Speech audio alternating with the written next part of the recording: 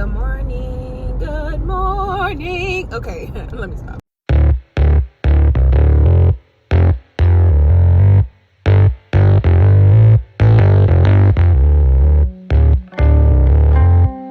I wanted to share something today. I don't know what today's date is. It's like February 15th. I wanted to share something that God shared with me, well, actually showed the other day as I was driving to work. A lot of times when I drive to work, I talk to God as I drive because, well, one, I'm the only person in the car. I'm the only person in the car and I'm on the way to work. And I really need to get my mind set together to go into work. So I like to talk to God about all kinds of things. So he gave me this imagery because I like to ask God to lead me, lead my life, take control of my life. I want to follow the path that you have for me. And I always pray that prayer to God. I do. And I also pray the prayer, remove anything from my life that is not supposed to be there. Those are the two things that I pray all the time. So with that being said, that I always pray those two prayers, which they're two very powerful prayers. You need to be careful when you pray them because things will happen in your life and you will just be like, whoa, what's going on? Oh yeah, I prayed that prayer, forgot. So the imagery God gave me is I'm always asking him, lead my life, take control. You know how people say take the wheel. Well, imagine your life is a car, right? And in your car, you have you and you have God, right? And who do you have in your driver's seat, right? Who is in your driver's seat? Are you in your driver's seat or is God in your driver's seat? Because me, I'm the type of person, I like to be in control. Like when I am going to with my friends, I like to drive because I like to be able to get it back in my car and leave when I want to leave, I'm tired, or, I just like to be in control.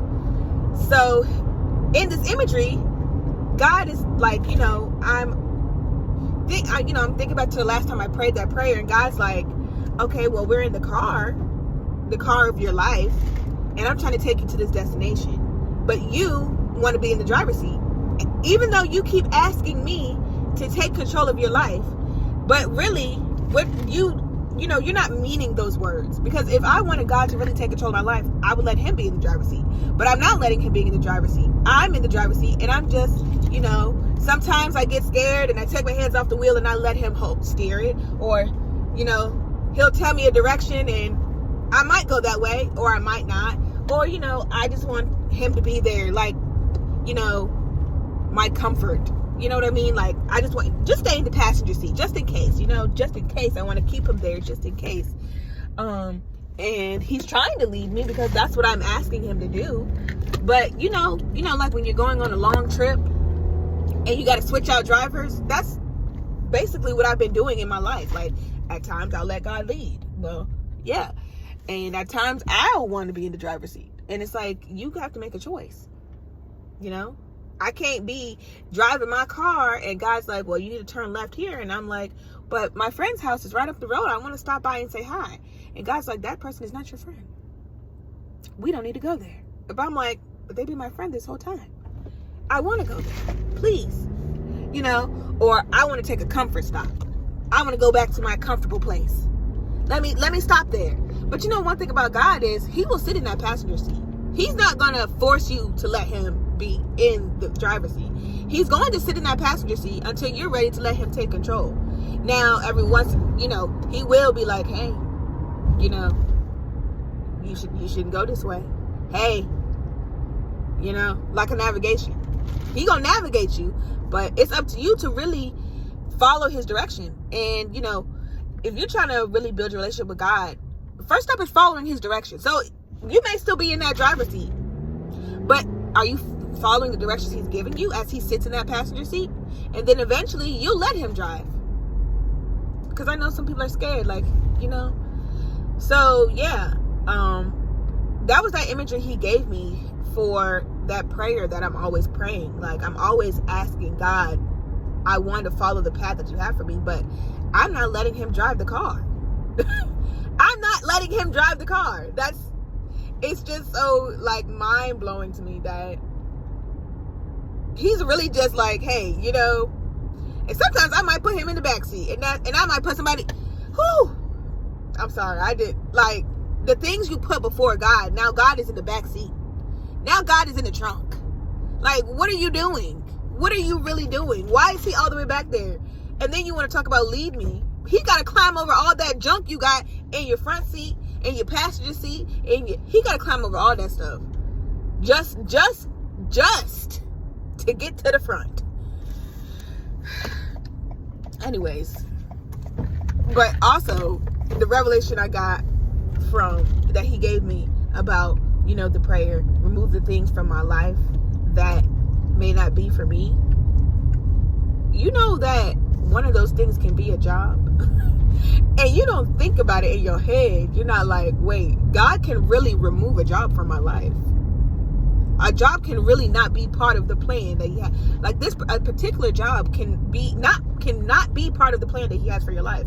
And you're wondering why you have so much turmoil at that place, why it was so hard. You had to fight tooth and nail just to even get the job. Now you're fighting tooth and nail to keep the job. You're stressed, you're tired, and you're broke. All because you try to get a job that you shouldn't even be having in the first place. Because it wasn't part of the plan that God had for your life. You wanted to take the wheel, and you went and applied to that job. You know, it's not always he removes people. He removes things. And a job is one of those things that he can remove. And he'll let you hold on to it. And you gonna be crying and praying and fussing all you want. And he'll let you hold on to that job for as long as you want. But just know, when you pray that prayer to remove the things from your life, and the job is one of those things you remove, don't be mad at God. Because you asked him. And you thought you had your own plans in your head about what you thought he was going to remove. That's not what he's removing. Well, he might remove some of those things, but just know, when you're ready to follow that path that God has for your life, it's going to be the path that God has for your life, not you. It's not going to be the path that you think that God has for your life. It's going to be the path that he has already written out, because he already knows the destination. He knows exactly where you're going to go. He knows exactly who you're going to be. He knows exactly what your life is going to look like. And while you sitting over here trying to steer the car, you going the wrong way. You going in a completely opposite direction. You finna get on the interstate, and you need to stay on the main road. What? Who is in your driver's seat? Please. That's all I got. That's all I got.